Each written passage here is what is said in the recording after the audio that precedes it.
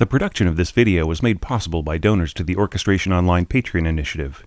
Please consider adding your support to the creation of free educational internet resources by visiting our Patreon page linked below.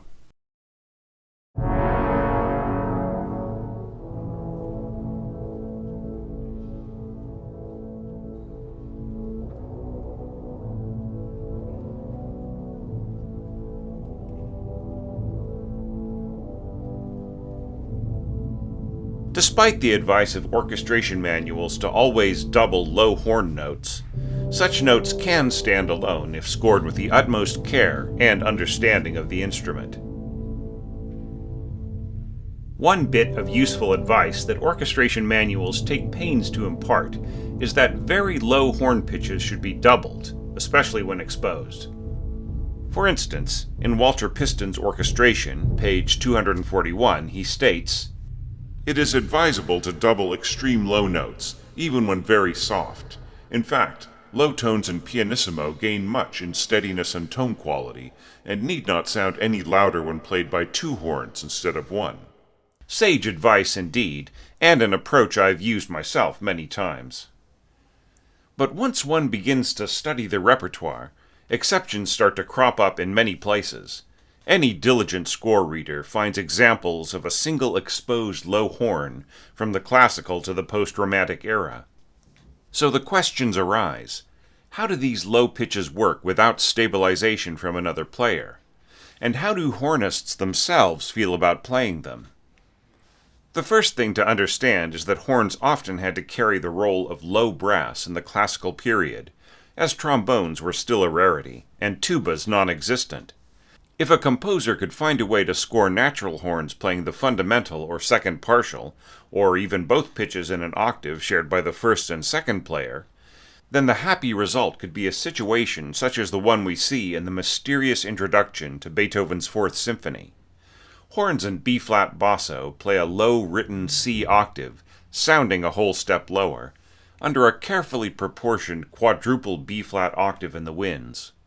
Breaking this down into a diagram with all pitches in C on a grand staff, you can see that this leaves the second horn completely exposed on a pitch that's not recommended by any modern orchestration manual, a rock-bottom B-flat fundamental for the basso crook of a natural horn, only playable on today's double horns as a pedal tone on the B-flat division. The lowest pitch usually recommended for modern horns is up a half step on a low-sounding B1, written F-sharp 2 in new notation, accessible as a second partial tone on the F division. The perils of scoring such a note are great. The player must not only deal with a certain inherent weakness and unsteadiness, but also have complete control over their intonation at these profound depths. And they must achieve this without having warmed up on the very first bar of a symphony with an extremely exposed pitch which lasts close to half a minute without wavering, culminates in a little flare of emotion, and then ends on a third partial written G, sounding F3, an octave and a half higher.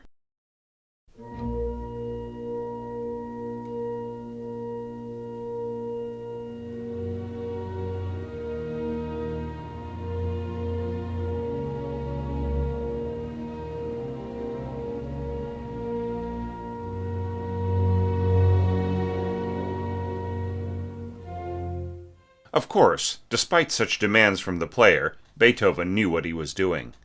In such a soft texture, the second horn's discrete bottom note adds more color to the bassoons and first horn above it, rather than speaking out for its own sake. And this illustrates the first condition for scoring an exposed horn pitch so enormously low. Usually in these situations, the dynamic is at pianissimo. Such is the case in the first few bars of Mendelssohn's Overture to A Midsummer Night's Dream.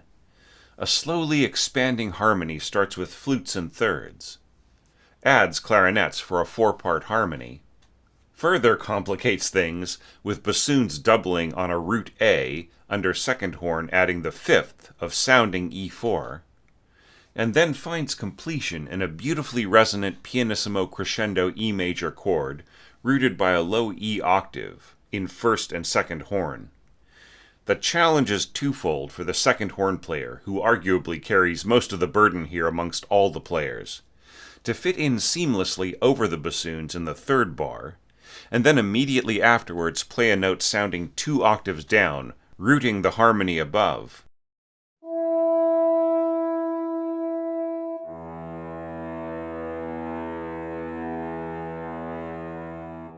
Even for a seasoned professional, the challenge in getting this to sound effortlessly smooth is one of those little problems that they may work on for their entire career. Mendelssohn probably knew the effort it would take to play this, and how easily the slightest deficiency would ruin the magical effect of the introduction, distracting the audience and diminishing their impression of the dancing, feather-light strings that follow. And yet he had little other choice. The tension that the first note adds to the harmony tinges the emotion with an edgy uncertainty, which is then resolved by a gloriously radiant chord, the horns below lending an unearthly glow to the winds above. This is something that would have sounded onerous were the bottom E given to the ophicleide rather than second horn.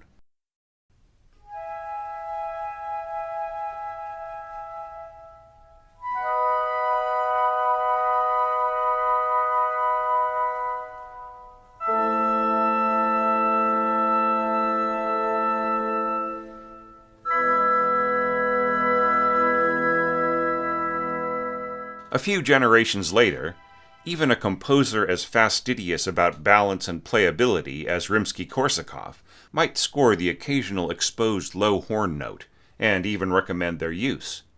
In his Principles of Orchestration, he illustrates several such instances from his own scoring, and diagrams out one specific example of spread-out brass harmony, in which the horns don't need to be doubled in order to match the intensity of the heavy brass. Here we see a mighty F major chord stretched out across 4.5 octaves. As you can see, the fourth horn sits in the place where one might usually expect to see a trombone.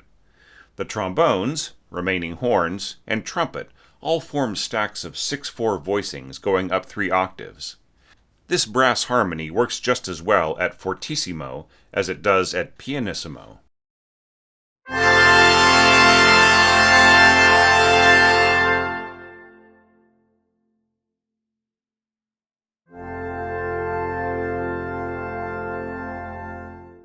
The tuba's huge sound below compensates for the fourth horn's smaller projection. The tuba's massive weight on its second partial helps to stabilize, not to mention intensify, the resonance of the weaker low horn.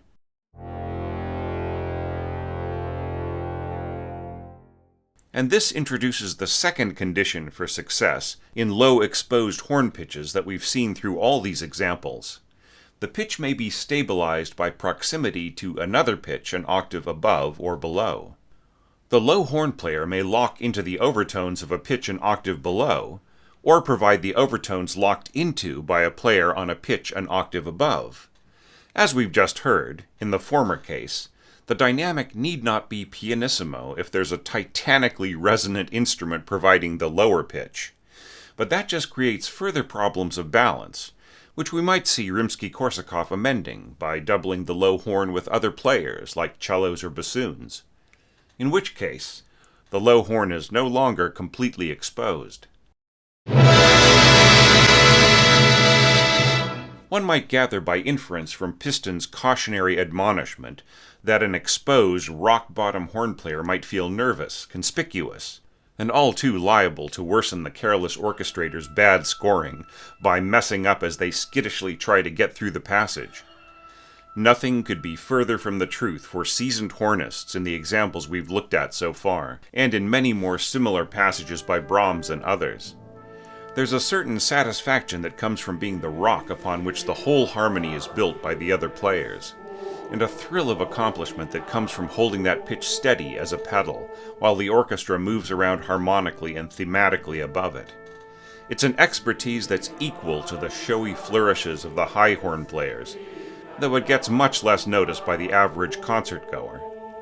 So that would be our last condition to add to this list. To ensure that the part is scored in such a way that offers not just a challenge, but a satisfying role musically in relation to the other parts.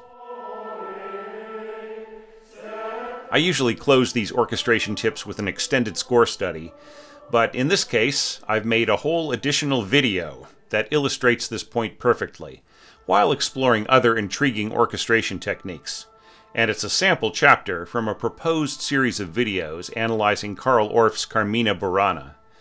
I'll be releasing some related shorts videos and announcements soon about that series, and if I get the support I'm asking for, I'll be happy to release the entire run of videos studying all 24 songs. Check all that out in the links I've provided below, and I'll see you soon with more tips on orchestration analysis.